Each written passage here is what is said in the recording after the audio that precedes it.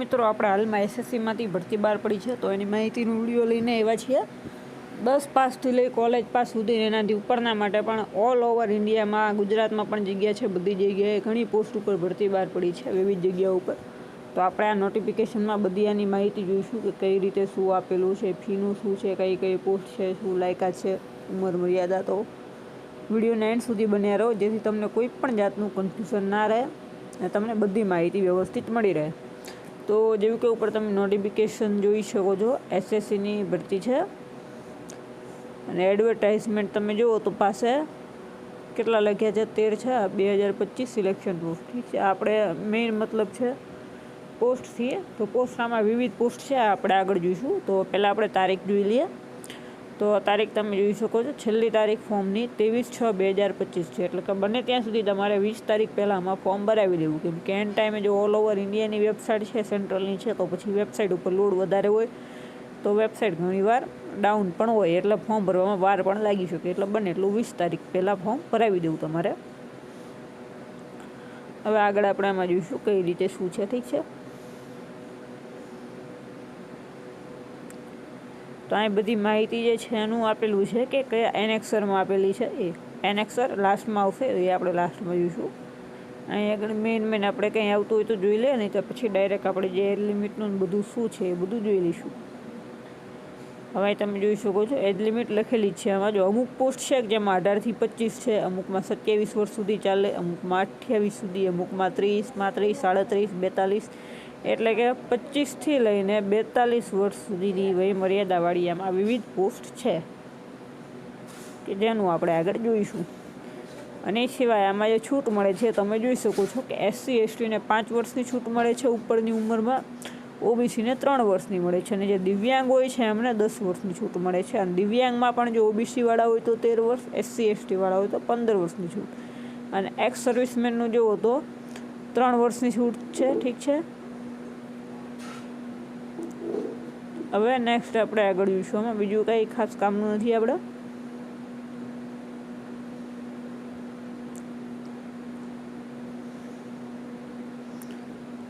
Next આપણે જે જરૂરી છે એ આપણે જોઈશું. આમાં કઈ રીતે શું છે બધું. પોસ્ટ મુજબ લાયકાત અલગ અલગ છે, એ આપણે આમાં આગળ જોઈશું તે કઈ રીતે શું છે. અમુક એક્સપિરિયન્સવાળી પોસ્ટ છે, અમુક એક્સપિરિયન્સ વગરની છે. ઠીક છે, આમાં બધી ફોર્મની પ્રોસિજર લખી છે કે ઓનલાઈન એપ્લિકેશન આપણે ssc.gov.in વેબસાઇટ અત્યારે જે નવી હમણાંથી ચાલુ થઈ છે એ વેબસાઇટ ઉપર ભરવાનું આવે છે. હવે ફીનું વાત કરીએ આપણે, તો ફીની તમે જોઈ શકો છો, ફી પેએબલ ઇઝ ₹100. ઠીક છે, ₹100 ફી આમાં થાય છે જે ઓનલાઈન ભરવાની રહે છે. ઠીક છે, બાકી બીજું કંઈ છે નહીં. અને એમાં પણ હવે ફીમાં કોને છૂટ મળે છે. ઠીક છે, તો ફીમાં જોઈ શકો છો કે બધા તમામ મહિલા ઉમેદવારને ફીમાંથી મુક્તિ મળે છે. એટલે એમને ફી ભરવાની થતી નથી, ખાલી ફોર્મનો ઓનલી ચાર્જ જ હોય છે. અને એ પણ જો તમે ન્યૂ રજિસ્ટ્રેશન હોય તમારે તો પછી ₹120 સુધીમાં પતી જાય. અને જો ન્યૂ રજિસ્ટ્રેશન ના હોય, પહેલાં ફોર્મ ભરેલું હોય, ઓલરેડી રજિસ્ટર હોય નવી વેબસાઇટ ઉપર, તો પછી ફી તમારી ગણો તો વધીને ₹80ની અંદર ફોર્મ ભરાઈ જાય છે તમામ મહિલા ઉમેદવાર, SC અને ST કાસ્ટવાળા જે છે એ બધાને. ઠીક છે, બાકી જનરલવાળા જે છે EWS છે અને OBC, તો આ ત્રણેયને ફી ભરવાની થશે ₹100 ઉપરની. ઠીક છે, અને ફોર્મ ચાર્જ અલગથી થાય છે. અને ફોર્મ ઘરે બેઠા ભરવું હોય તો આપણે ભરી દઈશું. અંદર ડિસ્ક્રિપ્શનમાં આપણો નંબર આપેલો જ છે, અને નોટ ડાઉન કરવો હોય તો પણ તમે કરી શકો છો. 81 60 97 43 92. ઠીક છે, 8160974392. ઠીક છે, આ આપણો નંબર છે. આમાં વોટ્સએપમાં તમે મેસેજ કરી શકો છો કે ભાઈ આ ફોર્મ ભરવાનું છે, તમને બધી માહિતી મળી જશે. હવે નેક્સ્ટ આપણે જોઈએ આમાં.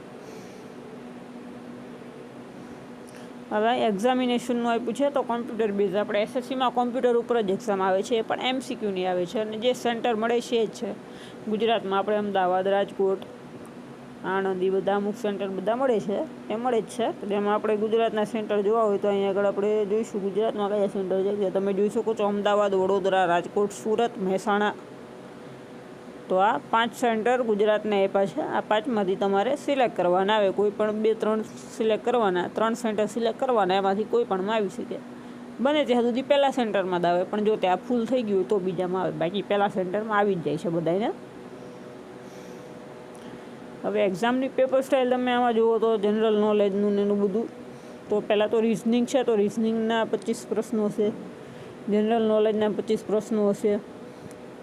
પછી સિવાય બીજું જે છે ક્વોન્ટિટેટિવ એપ્ટિટ્યૂડ, તો આમાં રિઝનિંગ ને મેથ્સ જ આવશે. એમાં 25 પણ થોડું હાઈ લેવલનું આવશે, 25 માર્ક. અને ઇંગ્લિશ લેંગ્વેજના 25 માર્ક. એવી રીતે એટલે 25 પ્રશ્નો, ઠીક છે. 25 પ્રશ્નો 4 સેક્શનમાં છે. અને એક પ્રશ્ન 2 માર્કનું, એટલે કે ટોટલ 200 માર્કનું પેપર થશે. અને 1 કલાકનો ટાઈમ તમને મળશે ફોર્મ માટે. એ પોસ્ટને પણ આપણે જોઈશું. તો પોસ્ટનું આમાં લાસ્ટમાં આપેલું છે, તો આપણે લાસ્ટમાં જોઈએ આમાં કે કઈ રીતે શું છે બધું. તો આપણે મેન ફીનું જોવાઈ ગયું, ઉંમર મર્યાદાનું જોવાઈ ગયું, પેપર સ્ટાઇલ જોવાઈ ગયું. તો હવે આપણે આગળ વધીશું પોસ્ટ તરફ, કે પોસ્ટ કઈ છે, શું છે, ઠીક છે. આ બધા એનેક્સર આપેલા છે કે તમારે જાતિમાં ઓબીસી આવતી હોય, એસસી એસટી આવતી હોય કે ઈડબ્લ્યુએસ, તો એના માટે જે જાતિનો દાખલો હોય એ તમારે આ મુજબનો સેન્ટ્રલ લેવલનો કઢાવવો પડે, ઇંગ્લિશવાળો. બાકી બીજું કંઈ નહીં, એમાં સ્ટેટ લેવલનો દાખલો ના ચાલે. એટલે કે તમારે આખો ઓલ ઓવર ઇન્ડિયામાં ચાલે એવો દાખલો સેન્ટ્રલ લેવલનો કઢાવવો પડે. આ બધી ફોર્મની પ્રોસિજરનું બધું છે. આ આપણે અત્યારે કંઈ ખાસ કામનું નથી, ઠીક છે. જો આમાં ખાસ ફોર્મમાં પાસપોર્ટ સાઇઝ ફોટો જે છે એ અત્યારે ઓનલાઈન લાઈવ ફોટો જ ચાલે છે. અને એની એપ્લિકેશન પણ આવે છે અપલોડ કરવાની. જો તમે ઘરે બેઠા ફોર્મ ભરાવો તો બધી પ્રોસિજર અમે કરાવી દઈશું, કોઈ ઇસ્યુ નથી એમાં. હવે આપણે જોઈ શકો છો આ પોસ્ટનું છે, ઠીક છે. તો આપણે પહેલાં ગુજરાતની જોઈએ, કેમ કે મોસ્ટ ઓફ આપણે છીએ ગુજરાતવાળી જઈશું, ઠીક છે. કે આ બધી સેન્ટ્રલ રિજનની એટલે વચ્ચેનું છે. આપણે આવશે ગુજરાત, તો વેસ્ટર્નમાં આવશે. તો આપણે ગુજરાતમાં કઈ કઈ જગ્યાઓ છે તો એના વિશે જોઈશું, શું છે બધું, ઠીક છે.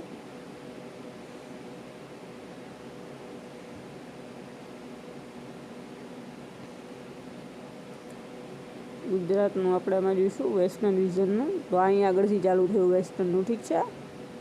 અહીંયા આગળથી 315થી ગુજરાતનું ચાલુ થઈ ગયું, ઠીક છે. એમાં પ્રોપર ગુજરાત એમ નહીં, અડધામાં ગુજરાત હશે, ગુજરાત, મુંબઈ એ બધું આવી જાય, પણ મૂળ ગુજરાત આની અંદર જ આવી જશે. તો આમાં આપણે જો જગ્યાનું જોઈએ, આ લિસ્ટ આખું, ઠીક છે. તમે સ્ક્રીનશોટ લઈ શકો છો લેવો હોય તો. મેકેનિકલ સુપરવાઇઝર છે, ઠીક છે, 12 પાસ ઉપર. તો જો મેકેનિકલ સુપરવાઇઝર છે એટલે 12 પાસ માંગેલું છે, ઠીક છે. બાકી મેકેનિકલનું આઈટીઆઈનું કોર્સ કેવું માંગેલું હશે 100%ની અંદર, કે અનુભવ માંગેલો છે. પછી આપણે જે સારી પોસ્ટ છે એ જ તે જોઈશું, ઠીક છે. Junior fishing gear technologist. આમાં જે પોસ્ટના નામ બોલ્યું એમાંથી એને લગતું જો તમે કંઈ ભણેલા હોય તો તમે ફોર્મ ભરી શકો છો, ઠીક છે. Technical officer storage and research, એમાં ગ્રેજ્યુએશન માંગેલું છે, ઠીક છે. નેવિગેશન આસિસ્ટન્ટ, એમાં 12 પાસ છે. નેવિગેશન આસિસ્ટન્ટ ગ્રેડ 2, આ ઓનલી 12 પાસ ઉપર છે, ઠીક છે. નેવિગેશન આસિસ્ટન્ટની પોસ્ટ. પછી ઓપરેટર જુઓ તો ઓર્ડિનરી ગ્રેડ મળે, તો 10 પાસ ઉપર ઓપરેટરની જગ્યા છે. અને પે લેવલ જુઓ તો 2, એટલે કે 25,500 પગાર. સ્ટાર્ટિંગ આમાં 21,000થી થાય છે સેન્ટ્રલમાં, અને પછી વિવિધ છે, 21,000 છે, અમુકમાં 25,000, 30,000 પોસ્ટ મુજબ જાય છે, ઠીક છે. બાકી જોઈ શકો છો બાર્બરની છે, કૂકની છે, મસાલચીની છે, મેસ વોટરની છે, સાયકલ રિપેરિંગની છે, ઠીક છે. તો આ બધું 10 પાસ ઉપર છે, ઠીક છે. પછી ટેકનિકલ સુપરિન્ટેન્ડન્ટ, તો એમાં છે પાછું 12 પાસ માંગેલું છે. સ્ટાફ કાર ડ્રાઈવર, તો જેમાં કાર ડ્રાઈવરની પણ પોસ્ટ છે કે જેની અંદર 10 પાસ માંગેલું છે. અને તમારી પાસે વેલિડ ડ્રાઇવિંગ લાઇસન્સ હોવું જોઈએ 3 વર્ષ જૂનું. જુનિયર કેમિસ્ટ, એમાં ગ્રેજ્યુએશન એ પણ સાયન્સમાં માંગેલું છે. ટેકનિકલ ઓપરેટર 10 પાસ ઉપર. Telecom assistant 12 pass. એમટીએસ, હવે જો એમટીએસનું જે છે નોન ટેકનિકલ એમટીએસ મલ્ટીટાસ્કિંગ વર્કની, તો આમાં તમે બધા ફોર્મ ભરી શકો છો. 10 પાસ ઉપર છે, આમાં એમટીએસની ભરતી પણ છે, ઠીક છે. તો ખાસ આમાં તો ફોર્મ ભરી જ દેવું, બીજામાં ભરો કે ના ભરો, એમટીએસમાં ભરી જ દેવું. અને એની આપણે જગ્યા જોઈએ તો એમટીએસનું બધું જોઈ શકો છો તમે, 5 જગ્યા છે. ટેલિકોમ આસિસ્ટન્ટની 31 છે, એમાં પણ તમે ભરી શકો છો, 12 પાસ ઉપર છે. અને બીજું પણ એમટીએસ છે, એની 73 જગ્યાઓ છે, 10 પાસ ઉપર છે, ઠીક છે. હવે આ ટેકનિકલ છે, આમાં પણ ફોર્મ ભરી શકાય છે, આ પણ સારું છે. એ સિવાય બીજું હજુ મલ્ટીટાસ્કિંગ સ્ટાફનું છે. આ અલગ અલગ ઇન્સ્ટિટ્યૂટ વાઇઝ છે કે આ ઇન્સ્ટિટ્યૂટની આટલી ભરતી કરવાની છે. પછી પોસ્ટિંગ તમારે ગુજરાતમાં ગમે ત્યાં આવી શકે, મૂળ પોસ્ટ આમાં ઘણી છે.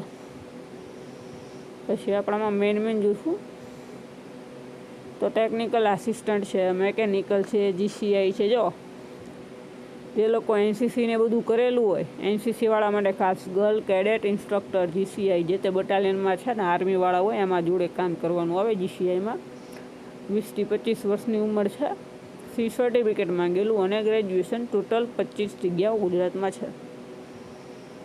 બાકી બીજું બધું આમાં ફોરેસ્ટ ડિપાર્ટમેન્ટમાં છે, જો ડેપ્યુટી રેન્જરની છે, ફિલ્ડમેન, ટેક્સટાઇલ ડિઝાઇન, ઠીક છે, ઘણી પોસ્ટ છે આની અંદર. લાઇબ્રેરી ઇન્ફોર્મેશન આસિસ્ટન્ટની છે, તમે જોઈ શકો છો, ઠીક છે.